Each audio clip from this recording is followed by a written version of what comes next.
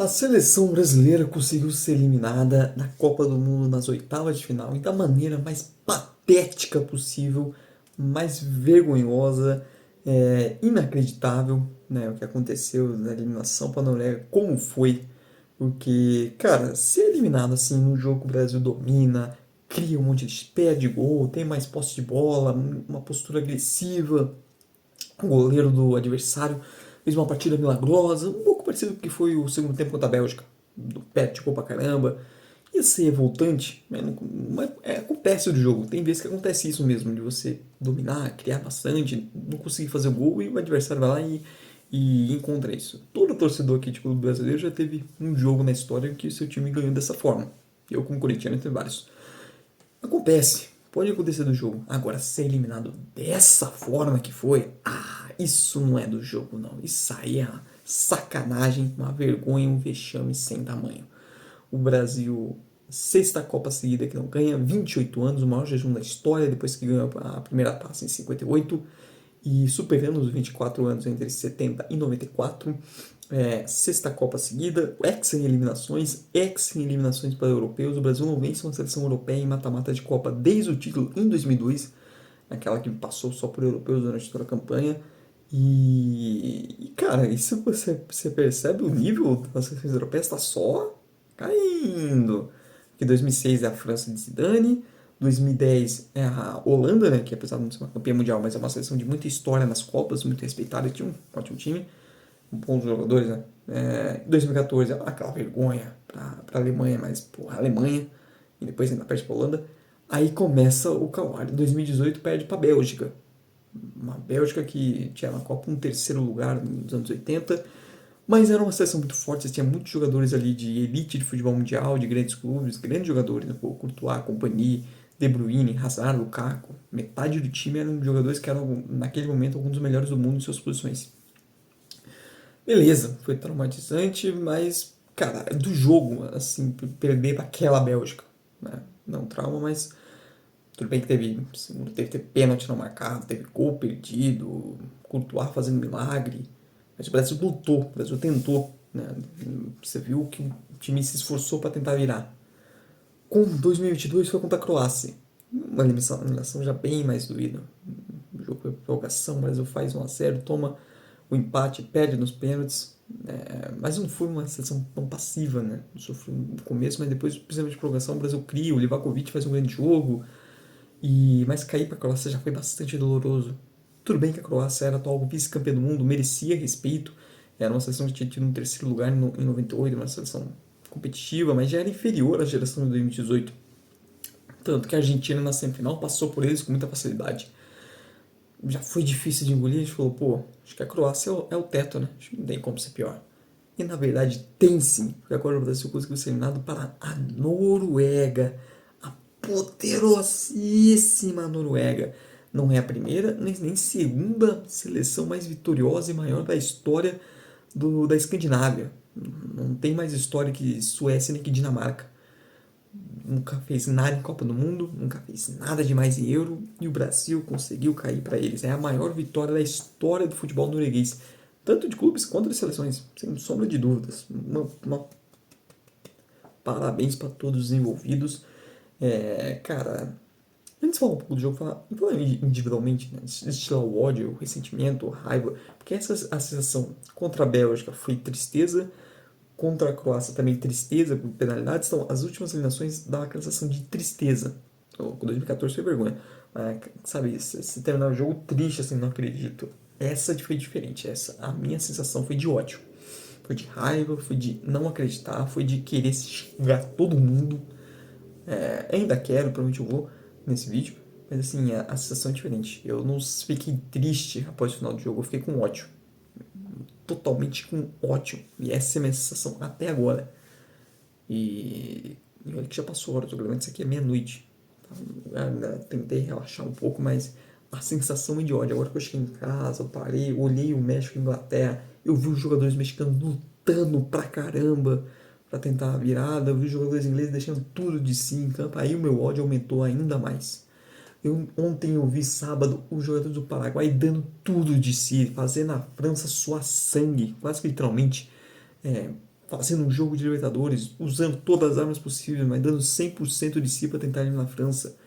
O Canadá, apesar do 3-0, seu placar elástico, o jogo não foi para 3-0. Pelo contrário, o Canadá, principalmente no primeiro tempo, deu trabalho para o Marrocos.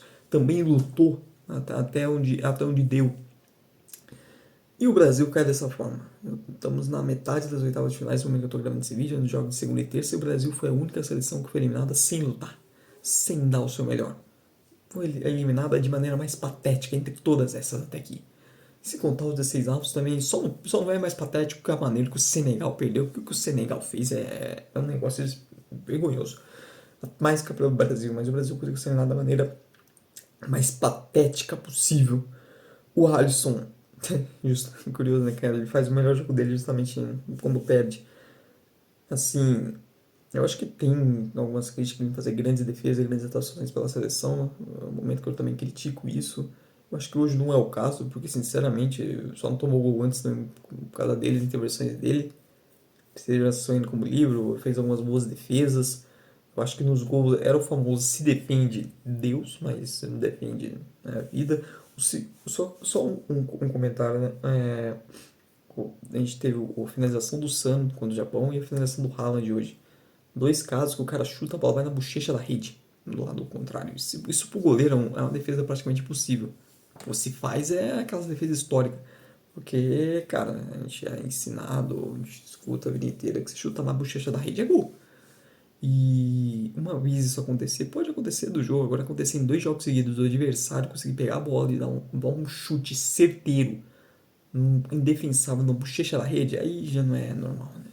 Aí quando você olha os gols, você percebe o espaço, aí você vê um problema de marcação. O inacreditável Haaland ter todo aquele espaço do mundo para chuto finalizar, justo ele, um psicopata do gol. O Sano também teve todo aquele espaço, aquela marcação passiva para finalizar. E é aquilo, né? Você deixa o adversário de frente em uma posição confortável, com chance dele, né, ter tempo, pensar em como vai chutar, a chance dele acertar um chute indefensável é grande. De Bruyne conta também, o gol do De Bruyne também é outro chutaço que é nesse nível. O Marcelo com aquela marcação patética dele, De Bruyne pega a bola, olha, vê assim o vento, o clima, aí ele olha de volta e percebe que dá tempo de chutar do jeito que ele queria, né? Foi tipo isso. Foi curioso, né? Brasil com Bélgica, mesma situação. Tomar gol com um adversário tendo todo o tempo do mundo para finalizar do jeito que ele quer. Não é só coincidência. Mas assim, eu acho que é fim de ciclo pro Alisson. Assim, duas experiências da seleção, eu acho que é o único que eu ainda penso em manter. Mas se não ficar também não vai fazer falta, eu entendo, porque a verdade é que as opções de goleiro que a gente tem é uma merda, né? Convenhamos, mas que porcaria, né? Pô, Ederson totalmente lavado de ruim já. Everton nem deveria ter ido. Você não tem goleiros novos, não surgindo muito animador. Pô, Hugo Souza, eu sou corintiano, eu acho o Hugo Souza mediano toda a vida. Gabriel Brazão, parece o goleiro do Fernando Henrique do Fluminense, pelo amor de Deus. Você tenta olhar, o Everson tá, já tá mais idoso, nem sei se chega no próximo ciclo. Fábio com 45 anos, um dos melhores goleiros do futebol brasileiro. Isso resume um pouco o tamanho da bucha na posição. Você olha para a Europa, você também não tem muitos goleiros jovens. O Carlos Miguel é um goleiro que você chutar rasteira é gol. Vira e mexe, toma uns gols estranhos no Palmeiras. O John também tá lá escondido na Inglaterra, joga pouco. O Luiz Júnior não conseguindo não se firmou totalmente no Villarreal. Então é uma posição complicada. Aí a gente vai para a lateral direita, o senhor Danilo, que já não era unanimidade em 2022, imagina em 2026. O problema de você levar jogador que não devia estar lá é que uma hora você pode acabar precisando dele, né? E o Brasil precisou. Na fase de grupos ele não comprometeu, acho que eu até elogiei ele. Mas aí a gente se deu conta que ele também não foi mal, que ele mereceu elogios também, porque não foi muito exigido. A verdade é essa, o sarrafo subiu e aí a gente percebeu o tamanho da porcaria que foi ter o Danilo como titular na lateral, né? Contra o Japão, ele já falha no lance do primeiro gol, também não faz nada demais, e hoje ele com a bola nos pés, nossa senhora, foi de doer os olhos o primeiro tempo dele, pelo amor de Deus, parecia um juvenil. Marcano também não entregou porcaria nenhuma. Graças a Deus acabou a era Danilo. Parece uma pessoa da hora? Parece. Aí, ó. Zero saudades. Nunca mais quero ver a camisa da seleção. E nem deveria estar lá. O seu companheiro da lateral esquerda, Alexandre, também muito menos. A verdade é essa. A zaga, você tem o Marquinhos, que tem 32 anos. O Marquinhos ainda tem idade para continuar na seleção brasileira, mas por favor, chega. Chega, eu não aguento mais ver o Marquinhos na seleção. Como fede a fracasso. Fede demais a fracasso. Puta que pariu. Eu olho o Marquinhos em campo e já imagino que vai dar alguma merda. Eu vi o Haaland indo pra cima dele e eu só pensava assim, pelo amor de Deus, não. Impressionante. Um zagueiro muito vitorioso, vai focar em clubes, mas cara, não deu certo na seleção, né? Vida que segue. Depois que o Thiago Silva encerrou a carreira dele na seleção, era pro Marquinhos subir o nível, era pro Marquinhos tomar conta, ser o principal zagueiro do Brasil, e ele nunca foi. Nunca foi nem perto disso. Se não tem um grande zagueiro do lado dele para carregar e fazer o trabalho sujo, ele não consegue fazer nada. Impressionante. Decepção total. E tem um. Sempre teve um status e uma moral que nunca se justificou dentro de campo. O Marquinhos hipotético, Marquinhos que todo mundo acredita jogar, nunca teve na seleção, a verdade é essa. A melhor coisa, sinceramente, é tchau, chega. Vida que segue, continua farmando títulos nos seus clubes, onde ele vai muito bem, beleza, mas, cara, não tem pra que continuar isso. Ninguém merece, o povo não quer isso. Nem ele, esquece, vida que segue. O Gabriel Magalhães, psicológico psicológico de merda, né? Parece ter perdido o pênalti na Champions, fudeu ele no pênalti da Copa. Pra mim não foi uma grande Copa dele. Eu, sinceramente, acho que contra o Japão o segundo tempo dele é bom. Apesar de pra mim ele ter falha, não ter ido muito bem no lance do gol, tá correndo pra trás sem ter ninguém atrás dele. Mas não foi uma grande Copa e hoje também. Não, ficaram falando que ele marcava, que ele conhecia o Haaland. Lembrou o Dante com os alemães lá em 2014. A maneira como ele perdeu o Haaland no primeiro gol também, pelo amor de Deus, né? Foi infantil demais. Assim, foi muito fácil pro Haaland. O Haaland ganhou outras dele durante o jogo, ia no corpo. Cara, pelo clube dele é um dos melhores do mundo. Talvez seja o melhor do mundo na Europa nessa temporada, mas na seleção até agora não consigo entregar isso não.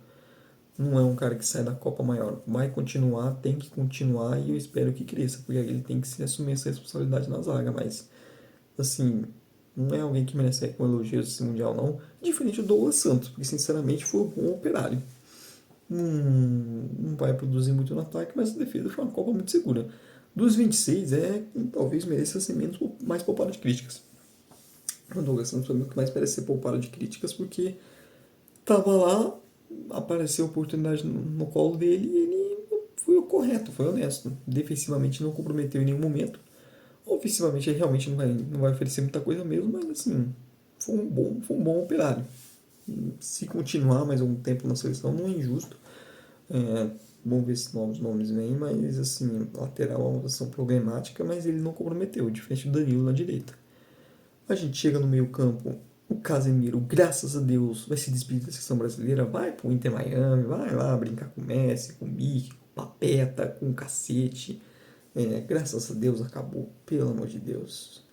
Eu esperava mais do Casemiro nessa Copa, porque ele termina bem a temporada do Manchester United. Eu achei que ele chegava bem na Copa, mas assim, desde os amistosos, tava a tragédia anunciada. O primeiro tempo dele contra o Japão foi um negócio horroroso. A fase de grupos dele já foi ruim. Era a famosa tragédia anunciada. Um jogador completamente pesado, lento, ainda mais no meio-campo desajustado, sobrecarregado. Não jogou porcaria nenhuma. Com a bola nos pés também parecia uma juvenil em vários momentos. Péssima a Copa dele. O gol contra o Japão ainda dá uma amenizada nisso, mas assim, Copa patética. É mais um jogador que vai ficar marcado na história da seleção brasileira pelo fracasso. O Bruno Guimarães fez uma grande Copa. Acho que pena que esse tenha sido ele a perder o pênalti. Não devia nem ter batido, a verdade é essa. Pelo amor de Deus, eu não lembro do Bruno Guimarães batendo pênalti. Ainda mais pênalti decisivo. E mas assim, foi a primeira vez que o Bruno Guimarães se comportou como um jogador da seleção brasileira, se comportou como sempre se esperou dele. E eu espero que ele mantenha isso, que essa Copa do Mundo não tenha sido um ponto fora da curva da história dele na seleção, porque a história do Bruno Guimarães na seleção brasileira é uma decepção, no geral. Né? Ele tem poucos bons momentos, mas essa Copa foi muito boa. Eu espero que ele mantenha isso, que não tenha sido algo que ele também se abale completamente com o pênalti perdido. tem que ficar marcado, tem que ser criticado, porque, porra, perder um pênalti no jogo de eliminação do Brasil tem que aguentar a consequência. Mas, assim, a Copa dele foi muito boa, um dos melhores meio-campistas da Copa até aqui. Mas apesar que jogou muito mal hoje, não só, acho que pênalti bagunçou, porque assim, marcando também não marcou porcaria nenhuma. O Paquetá é aquilo, eu acho que a perda dele é sentida, mas é um jogador que tecnicamente ele pode ajudar, ele ajuda a dar equilíbrio, ele é um cara útil no grupo, mas é o famoso, né? Chega no momento decisivo, você não pode contar muito com ele, né? O primeiro tempo dele com o Japão antes da lesão também, porra, tava difícil. O problema da carreira do Paquetá é que assim, a carreira do Paquetá chega o jogo grande, chegou o momento que o sarrafo sobe e ele não consegue subir junto. A carreira dele toda é isso. É uma pena, porque é um jogador que tem qualidade, foi útil durante a Copa para dar mais equilíbrio ao time, mas se você depender do Paquetá para ganhar alguma coisa, você tá ferrado. Né? A verdade é essa. O Danilo Baiano entrou, mas também não mostrou porcaria nenhuma. Acho que poderia ter tido até mais oportunidades, minutos na fase de grupos, mas pouco mostrou.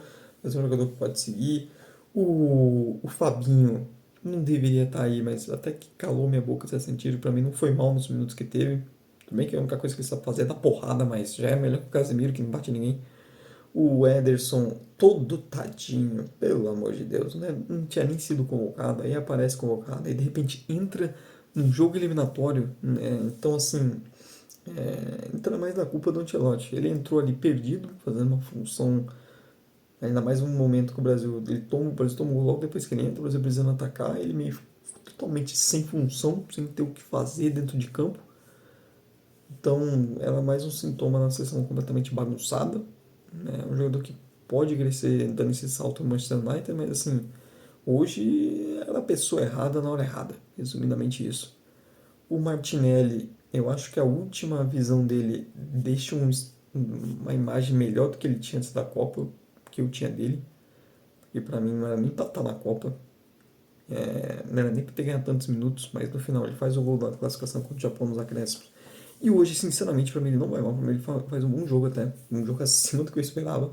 Uma posição, não sei, posição definida, né? Jogou ali, a escolha do Ancelotti não seria minha mente teria sido o Danilo Baiano, mas o Martinelli não foi um problema para a seleção, pelo contrário, um dos que mais tentou. É, assim, é um jogador que sai, como eu disse, eu não esperava nada dele. Então, qualquer coisa que ele fizer já seria mais do que o esperado. E no final ele fez. No ataque, o Ryan foi uma decepção para mim hoje, porque para mim era o jogo do Ryan, era o jogo pro Ryan brilhar. Até porque a defesa da Noruega pelo lado esquerdo é fraca. E cara, um Ryan completamente tímido, né? A gente viu toda a personalidade do Ryan no Vasco, chegando no Bournemouth, voando, como se estivesse jogando lá há anos. E a gente simplesmente não viu isso na Copa do Mundo. Ryan muito tímido no ataque, muito tímido com a bola no pé. Você vê que ele poderia fazer mais, que ele poderia às vezes chamar mais responsabilidade, chamar mais individual, que ele tem qualidade, pode fazer muito mais, mas em vários momentos muito tímido. E hoje foi muito isso. Um Ryan que no momento ofensivo, com a sensação que ele não poderia ter feito muito mais. Sem bola, ele foi muito importante, ele ajudou muito a seleção roubando bolas, pressionando. Ele teve um papel tático muito importante, ele cumpriu isso muito bem, mais até do que eu esperava dele. Mas com a bola nos pés faltou mais protagonismo, faltou mais chamar responsabilidade. É algo que essa seleção, né, não conhece, que é chamar responsabilidade, né? Convenhamos. Eu acho que o Matheus Cunha, por exemplo, o mata-mata dele é abaixo. Acho que ele faz uma ótima fase de grupos, mas o mata-mata é mais abaixo. Apesar de que hoje eu não achava ele tão mal assim a ponto de sair. Mas essa posição de centroavante da seleção brasileira é complicada mesmo. Ninguém consegue se firmar. Eu acho que ele teve uma boa fase de grupos, mas o mata-mata, a situação dele contra Japão e Noruega ficaram mais abaixo, apesar de ele ter conseguido inclusive sofrer um pênalti. Mas é complicado, mas é um bom jogador. E quando você vai falar mais de jogador de ataque, o Igor Thiago existiu mesmo um tal de Igor Thiago, porque ele é titular no primeiro jogo, simplesmente some depois, nunca mais é usado. O Luiz Henrique, para mim, inexplicavelmente sumiu completamente, foi usado um monte de vezes em amistosos, né, entrando no segundo tempo, parecia que ia ser titular na Copa do Mundo, e cara, simplesmente sumiu. O Ancelotti jogou o Luiz Henrique lá no fundo do banco e deixou lá mesmo. Hoje era um jogo para mim que ele poderia ter entrado, até porque o Ryan estava mais tímido, colocado mais energia. Sem contar que na última substituição, o Ancelotti morreu com uma substituição. Poderia ter sido ele, inclusive, de entrar na ponta direita, até para partir para cima. Porque, como eu falei, a defesa, a linha defensiva da Noruega não é nada demais. Não é uma grande linha defensiva. Faltou mais atitude mesmo. Acho que deveria ter sido ele entrando no lugar do Messi. A ideia era essa. E o Endrick, cara, eu lembro, eu tava assistindo o jogo ali que não ia ter um samba depois, né? E o Endrick quando entrou, mano, foi a comemoração de todo mundo, porque todo mundo acredita muito nele. É duro botar muita culpa num moleque de 19 anos. É duro, mas, cara, não dá pra ele perder aquele gol. Tem que ser criticado, porque não é possível. O gol que ele perdeu, inacreditável. Cara a cara com o goleiro, ele se enrolou sozinho. O que é isso, né? Que tivesse um zagueiro pressionando ele, não tinha ninguém. Era ele, o goleiro e o gol. E ele conseguiu se enrolar completamente sozinho. Dominou mal a bola, se posicionou mal com a finalização, tomou a pior decisão possível e era o gol da classificação. Se faz ali, eu acho que o Brasil não perderia. Tanto ali quanto no pênalti, eu acho que se o Brasil sair na frente, a Noruega não ia buscar. Mas conforme foi perdendo o gol, os noruegueses foram acreditando cada vez mais. E ele, querendo ou não, vai ficar marcado por isso, por esse gol perdido. Até a próxima Copa, até ele fazer grandes coisas em Copa do Mundo, infelizmente isso é algo que vai acompanhar ele. E o Vinícius Júnior fez uma grande Copa, fez uma ótima Copa, mas assim, hoje foi uma decepção. Eu esperava mais dele justamente como eu falei. A Noruega não tem uma grande defesa. Eu esperava mais protagonismo dele. A gente não viu isso. O Vinícius Júnior que sim, pouco produziu de fato. Dribles com a bola saindo para dentro de fundo, assim, uma atuação abaixo. Eu achei uns momentos até mais individualista que necessário. Talvez faltou levantar mais a cabeça. Faltou também, né, saber momento humanizando que hora para chamar o jogo, que hora para chamar os companheiros. Tinha que ter chamado a responsabilidade para ter pênalti. Ele bate mal, bate, mas cara, ali você não tinha nenhum outro batedor que fosse tão bom assim para justificar ele não chamar a responsabilidade. E me irrita no Vinícius Júnior isso, nas entrevistas, excesso de humildade. Meu amigo, você é o protagonista do Real Madrid. Você tem que assumir a responsabilidade, assumir o posto de protagonista da seleção brasileira. Acho que a Copa do Mundo dele, no geral, é positiva e tudo mais, mas hoje fica com uma imagem ruim, tem que ser criticado por isso. Uma partida ruim dele, onde ele não chamou a responsabilidade, ele não foi o jogador que precisava. O Brasil sentiu muita falta do Vinícius Júnior. E assim, faz o esquema para deixar o Vinícius Júnior descansando, mas o Vinícius Júnior é um cara rápido, é um cara jovem, nada justifica ele ser um completo vagabundo sem bola. A verdade é essa. A preguiça que ele tem sem bola não é justificável. Porque ele já é posto numa posição que ele precisa se dedicar menos. Agora ter zero dedicação. Os jogadores da Noruega passando andando do lado dele e ele parado, aí já é demais. Eu começo a questionar qual é a necessidade, se realmente deveria tanto espaço assim para ele sem bola, se ele também não vai fazer nada. E assim, falta de atitude. E, porra, a seleção brasileira, Copa do Mundo. Será mesmo que você não consegue dar um trotinho, consegue dar uma pressão? Pô, sacanagem. Em quantos momentos a gente viu jogadores da Noruega caminhando ali, ele ou o Neymar, depois que entrou, os caras andando ali, como se tivesse 3-0 o Brasil. Falta de senso de urgência gigante. E o Neymar é um capítulo à parte, não deveria ter ido, não era para ter ido. Foi uma coisa patética a convocação, toda aquela cena. O Luciano com cara de psicopata, toda aquela festa, cara, uma encheção de saco, todo o lobby que a imprensa fez, ex-jogador, o assunto chato da desgraça, ele ainda vai lesionado e também deveria ter sido cortado, inacreditável. É inacreditável que a seleção pentacampeã do mundo tenha aceitado ser feita de refém por um jogador. Um jogador que nem sequer foi campeão do mundo, que nem foi melhor do mundo e que nunca ganhou porra nenhuma de grande na seleção brasileira. Ganhou a Copa das Confederações, que é um torneio que hoje nem existe mais, e ganhou uma Olimpíada que é sub-23. Foi muito legal na época, mas porra, é uma Olimpíada, caralho. E quase ainda perde pra Alemanha B, 3, C, D. Porra. Quase ainda perdeu ainda aquela porra. E. Cara, o óbvio aconteceu, né? Era óbvio que ele não ia fazer porra nenhuma na Copa do Mundo. Ele não faz nada no Santos, pô. Você vê o Neymar jogando jogo grande pelo Santos. Quando ele joga, né? Porque muitas vezes ele foge. Mas quando joga também não faz porcaria nenhuma. Assim, é fruto também das escolhas dele de vida, de carreira. Tá colhendo as consequências. Se despede da Copa do Mundo de maneira patética. A última imagem dele é uma imagem completamente patética. que resume bem o fracasso que se tornou a carreira dele nesse ponto. O Brasil perdendo de 2-0, ele faz o gol de pênalti, ao invés de pegar a bola e sair depressa para tentar um último suspiro, um último ataque, não. Tá lá batendo boca com o goleiro, querendo provocar. Isso resume, é o resumo perfeito do que é o Neymar, do que se tornou o Neymar. Uma figura triste, patética, moralmente falida, que só se importa consigo mesmo. Eu dou graças a Deus que foi a última Copa do Neymar. Graças a Deus. 2030 eu não vou ter que aguentar mais Neymar, os parça dele chato pra caralho, a imprensa fazendo lobby pra ele jogar, ele, notícias se tá lesionado ou não, ação de marketing, a puxação de saco insuportável de Globo, Cacete TV e o caramba. Acabou a era Neymar, graças a Deus. Um segundinho só de agradecimento ao senhor. Muito obrigado, muito obrigado. Acabou a era Neymar, acabou a era Danilo, acabou o Casimiro, acabou o Alexandro, que ninguém lembra, tão inútil.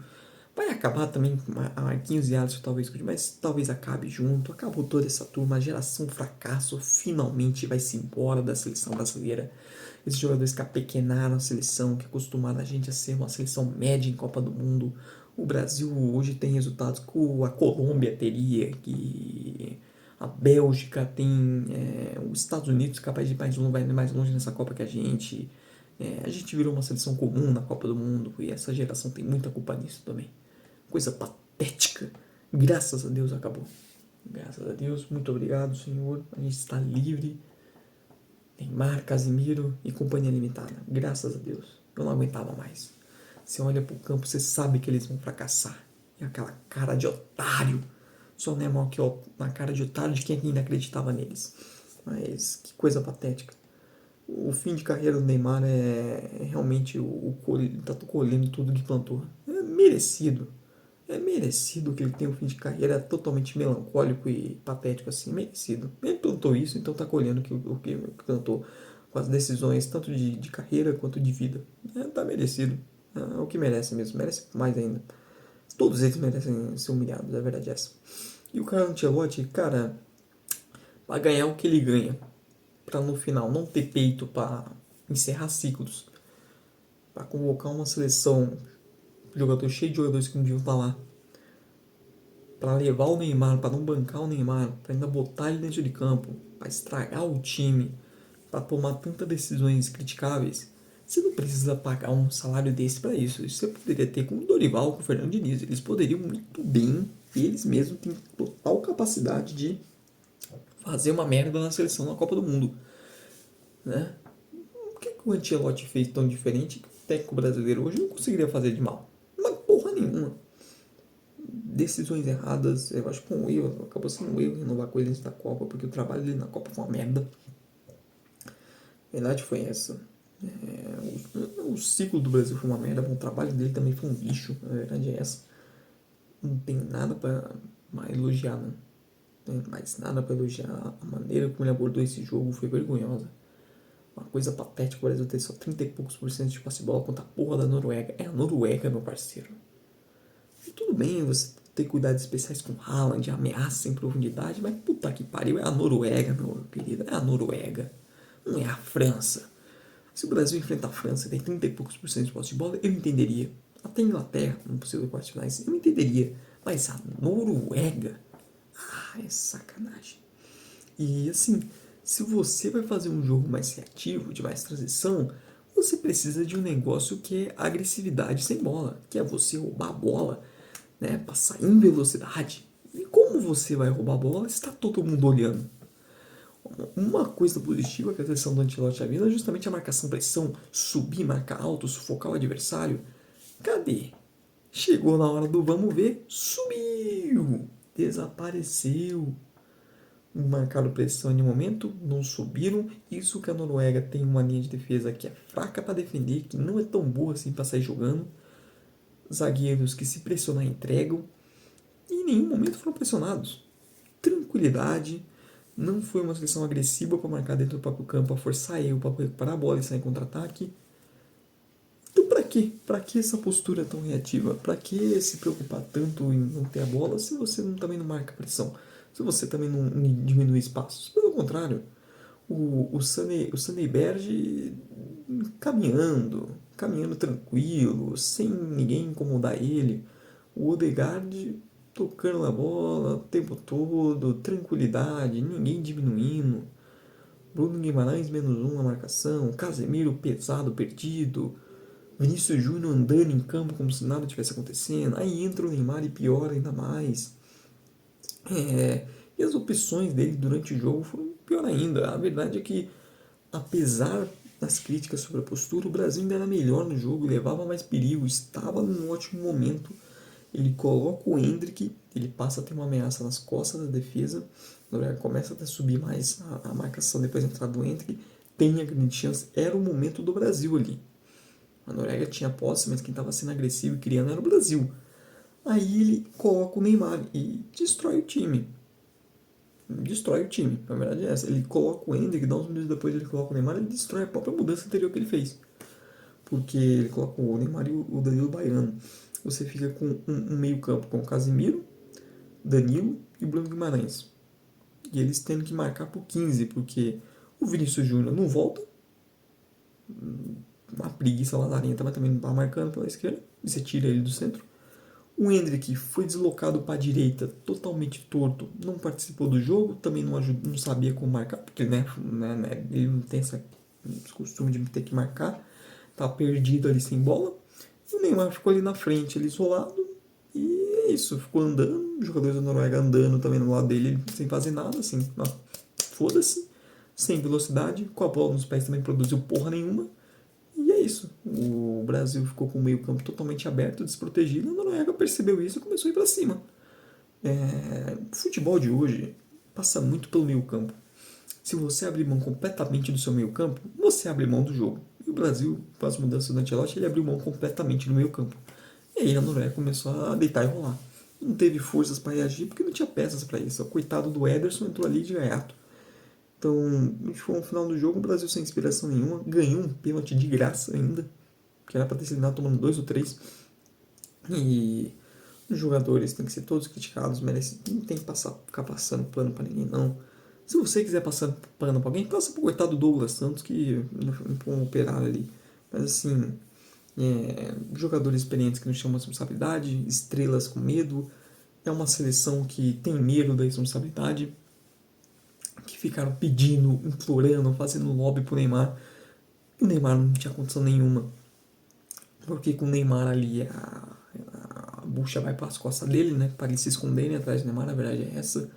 Então, uma coisa patética, uma seleção vergonhosa, um vexame, o maior vexame da seleção brasileira após 7-1.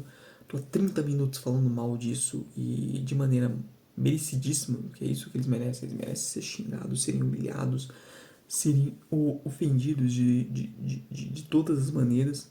E é isso, não tem que passar pano não, é uma vergonha. Não fomos eliminados por uma grande seleção, não fomos eliminados por uma seleção nem que fez um grande jogo, nem a Noruega, acho que nem eles esperavam essa postura da seleção brasileira. O Brasil foi eliminado como se fosse um time pequeno, sem condições nenhuma, como se fosse a Suécia contra a França. Mas isso, não foi agressivo, não batalhou, não se esforçou, não deu o seu melhor, não fez porra nenhuma. Uma estratégia que é uma vergonha para uma seleção como o Brasil, jogadores que não se assumem responsabilidade e esse circo do Neymar que não deveria estar ali. Mas é aquilo, né? Deus não abençoa quem não trabalha, né? Deus não abençoa o vagabundo. A eliminação coroou que foi todo esse ciclo dos últimos 4 anos, desde o fim da Copa de 2022. Toda a bagunça, todas as decisões erradas, todo o descaso da CBF com técnicos, tudo isso, toda essa merda, Dorival, Ramon Menezes, Fernando Diniz, a humilhação com o Ancelotti antes dele vir, terem transformado a seleção num verdadeiro clube do Neymar e amigos, com a ajuda da mídia, a verdade é essa, a mídia que cobre a seleção, a mídia especializada também ajudou nisso. A seleção brasileira é uma seleção pequena hoje, uma pequena de moral, não tem autoestima, não se coloca acima de ninguém, pelo contrário, se coloca abaixo de qualquer coisa, e é merecido. Na verdade, seria injusto, na verdade, se o Brasil fosse campeão. Seria injusto, porque tanta coisa errada foi feita que seria injustiça que se acabasse em título. você acredita em Deus, na justiça de Deus, o que aconteceu? Isso foi a justiça de Deus. Porque não dá pra coroar tanta vagabundagem, tanto erro e tanta sem vergonhice com o título. Não merecia, né? E são eliminados de maneira vexatória. O que a CBF merece é isso, vexame. O que esses jogadores merecem é isso, humilhação. O que a comissão técnica merece por esse trabalho porco é isso, todas as críticas impossíveis. Os torcedores não. Muitos torcedores, a gente não tinha que passar por isso de novo. 28 anos sem título. Eu tenho 26 anos. Eu vou chegar na próxima Copa com 30 anos. Eu não vi o Brasil ser campeão. Porque quando ganhou em 2002 eu tinha 2 anos de idade, eu não lembro. Vou ter 30 anos, eu nunca vi o Brasil ganhar um título. Muito obrigado a todos os envolvidos. Vou terminando o vídeo aqui, senão se deixar eu vou passar uma hora falando isso, já é quase 1 da manhã, eu tenho que dormir. Eu não vou falar que eu vou acordar cedo para trabalhar, porque eu tô desempregado no momento, né? Então é por isso que eu tô gravando aqui ainda, mas quem sabe na próxima Copa eu esteja trabalhando com futebol. Seria uma honra. É um sonho meu poder trabalhar numa Copa do Mundo. É um grande sonho. Se eu vou realizar ele, eu não sei. Mas o que eu sei é que não vou chegar na próxima Copa como campeão do mundo. Isso é graças aos jogadores, à comissão técnica da seleção brasileira. É isso, pessoal. Muito obrigado mesmo. Para você que aguentou até o final, muito obrigado mesmo. Que consumiu os conteúdos de Copa do Mundo também, tanto aqui no YouTube quanto no Instagram. Peço você deixar seu like, se inscrever no canal se for inscrito e dar aquela força, divulgando os demais vídeos, divulgando esse conteúdo. E dê sua força também xingando os jogadores e a comissão técnica do Brasil, pois é isso que eles merecem. Muito obrigado por você que veio até o fim. Tchau, tchau e até a próxima.